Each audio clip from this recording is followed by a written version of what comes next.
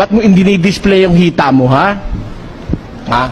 Ba't pumapayag kang pagsawaan ng mga lalaki hita mo at pagkatapos ay magsusuot ka rito ng kalahati ang nakalabas dito sa bundok ng Arayat? Kung para kay Mister yan, tago mo.